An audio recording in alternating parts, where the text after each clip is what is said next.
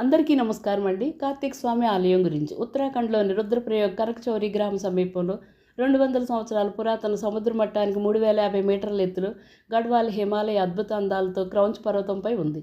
పురాణాల ప్రకారం కైలాసంలో శివుడు తన ఇద్దరు కుమారులను విశ్వానికి 7 ప్రదక్షిణలు చేయమని, ఎవరైతే మొదట పూజ చేస్తారో వారికి ముందుగా పూజించే భాగ్యాన్ని పొందుతారని కోరడంతో కార్తికేయుడు తన వాహనమైన నెమలిపై విశ్వాన్ని ప్రదక్షిణలు చేయటానికి, గణేశుడు తనకు విశ్వం తండ్రి శివుడని నమ్మి శివుని చుట్టూ ప్రదక్షిణలు చేయడంతో వినాయకుని తెలివితేటలకు ముగ్ధుడైన శివుడు తొలి పూజలు అందుకునేలా అనుగ్రహించడంతో కోపోద్రేకుడైన కార్తికేయుడు కైలాసాన్ని విడిచి ఈ ప్రాంతంలో తనకు మాంసాన్ని ఎముకలను శివునికి అర్పించాడని ఈ ఆలయంలో కార్తికేయుని ఎముకలకు పూజ చేస్తారు.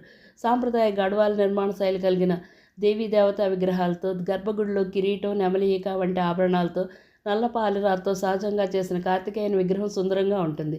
వేల గంటలతో అలంకరించిన ఆలయంలో సాయంకాలం సంధ్యాహారతి ప్రార్థనలు మంత్రముగ్ధుల్ని